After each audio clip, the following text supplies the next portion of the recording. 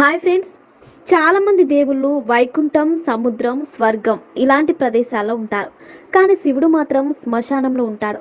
మనుషులు చనిపోయిన తర్వాత ఆ మృతదేహాన్ని శ్మశానంలో పాతిపెట్టడం లేదా కాల్చివేయడం చేస్తారు. ఉదయం ఆ ప్రదేశంలోకి ఎవ్వరూ వెళ్ళరు. ఇక రాత్రులైతే చాలా భయానకంగా ఉంటుంది. ఎన్నో మంచి ప్రదేశాలను వదులుకొని శివుడు ఎందుకు శ్మశానంలో ఉంటాడో మీకు తెలియజేస్తాం. మహాభారత అనుశాసన పర్వం 141వ అధ్యాయంలో దీని గురించి వర్ణించబడి ఉంది. ఎన్నో మంచి ప్రదేశాలు వదిలి శ్మశానంలోనే నివసించడానికి కారణమేంటని శివుని భార్య ఉమాదేవి ప్రశ్నిస్తుంది. పవిత్ర స్థానంలో ఎందుకు ఉంటున్నారని అడుగుతుంది. దానికి ఆ మహాదేవుడు, దేవి, నేను రాత్రి పగలు ఈ భూమి మీద పవిత్ర స్థలం ఎక్కడ ఉన్నదా అని వెతుకుతూ ఉంటా.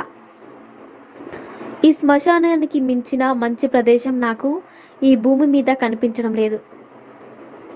అందుకే ఈ శ్మశానంలోనే నివాసం ఉంటున్నాను. నా భూత గణాలు ఎక్కడే ఉంటాయి కాబట్టి నాకు ఈ ప్రదేశం అంటే ఇష్టమని శివుడు అంటాడు. ఇది అపవిత్ర ప్రదేశం కాదు, ఇదే నాకు స్వర్గం అని చెబుతాడు. ఇది వీరుల నివాస స్థలం. కపాలాలతో నిండి ఉండే ఈ భయంకర ప్రదేశం నాకు అందంగానే కనిపిస్తుంది. నిట్ట మధ్యాహ్నం సమయంలో ఆరుద్ర నక్షత్రం ఉన్న రోజు దీర్ఘాయుష్షు కోసం పూజ చేసేవారు, అపవిత్ర పాపపు పనులు చేసే మగవారు శ్మశానంలో వెళ్ళకూడదని అంటారు. శివుడు ఇంకా చెబుతూ, నా ఆజ్ఞ లేకుండా భూతగణాలు ఎవ్వరికీ ఏ హాని తలపెట్టవు. మానవుల క్షేమం కోరే వాడిని కాబట్టే నా భూతగణాలను శ్మశానం దాటి బయటకు పోనివ్వను. ఇదే నేను ఇక్కడ ఉండడానికి గల రహస్యమని చెబుతాడు. శ్మశానంలో శివుడి రూపం గురించి కూడా అమ్మవారు అడిగి తెలుసుకుంటారు. అప్పుడు చాలా భయంకరమైన రూపంతో శివుడు కనబడతాడు.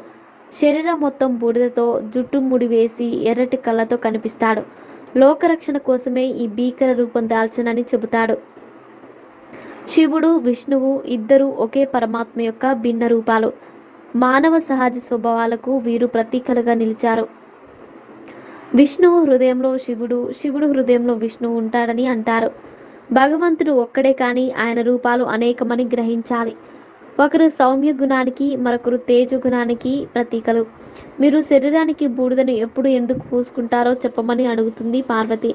దానికి శివుడు, శ్మశానానికి అందరూ రామనామ జపాన్ని చేస్తూ వస్తారు. ఆ రామనామం వినడానికి నేను ఈ రుద్రభూమికి వస్తుంటాను. రామనామని జపించేలా చేసిన ఆ శవానికి నేను నమస్కరిస్తాను. కాబట్టి అగ్నితో దహించబడ్డ ఆ శరీరానికి సంబంధించిన చిత్తభస్మాన్ని ఒంటికి పూసుకుంటాను.